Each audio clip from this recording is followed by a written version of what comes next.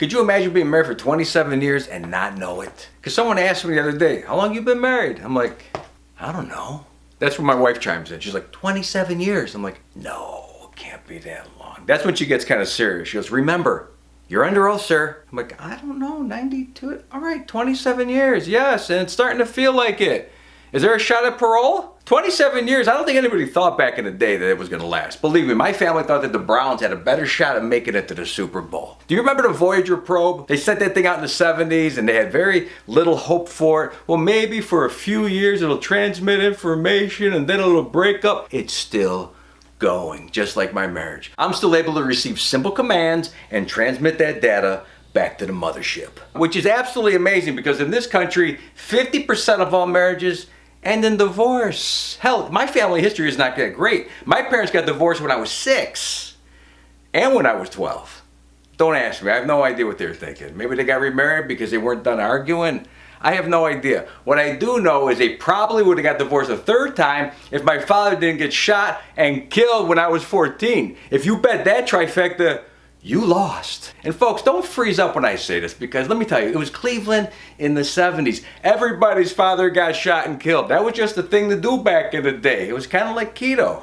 You go to your buddy's house, try to sneak some booze in, you're like, where's your father? Got shot and killed. Oh, so I should bring the keg in through the front door? You ask another buddy, can your dad take us to the game? Nah, got shot and killed. What about your uncle? Shot and killed. Well, should we call coach? Shot and killed. Everybody was getting shot and killed. Sometimes you could get shot, but you wouldn't get killed if a woman was pulling the trigger. Huh? Come on, ladies. Look, it was just bad aim back in the 70s. Not like today, not like the killing machines that you are today. If you showed up with your father, people were surprised. They'd be like, who's this guy? Yeah, they just moved from Milwaukee. Give it some time. To tell you the truth, I didn't even know my father had died because he never came home for dinner. I found out one night when I asked my mother, I go, should I put a plate down for Dad? She's like, oh, sweetie. Dad died 3 years ago. I'm joking. My mother never cooked. I didn't even live with her.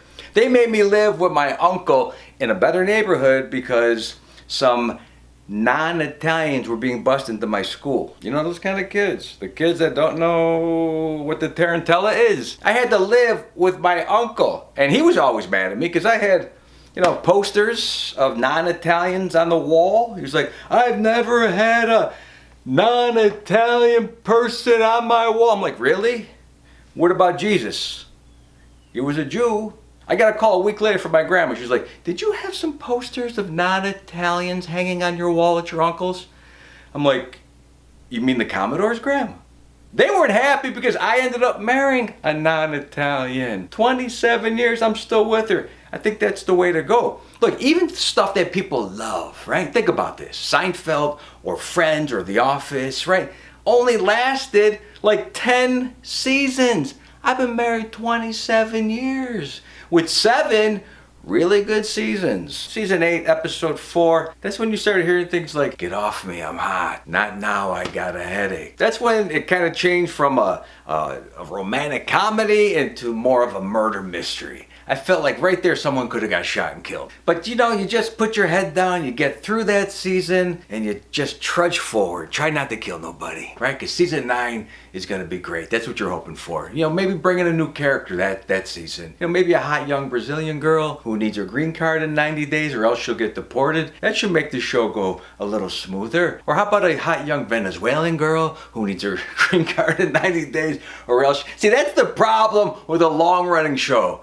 The writing stops getting creative. It becomes stale. The show's in a later time slot. We don't look that great in high def. It's tougher. Nobody wants to get plastic surgery for the sake of the show. I think the show will continue to go on. Even though each year I kind of worry, will I get picked up for the next season? Because I hear people talking to my wife. They're like, the guy that plays your husband?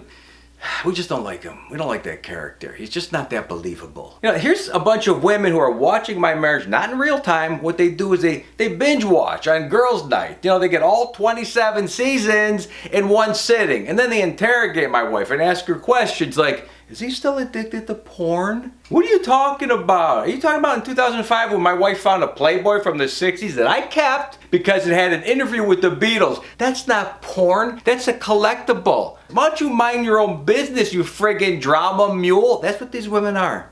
They're They're not drug mules. They're not transporting heroin on their body. What they do is they carry drama and gossip and shit from one woman to the other. Stay out of it, huh? Because my marriage is gonna end in a great season finale, something with a twist, where people are like, oh my God, she actually loved him.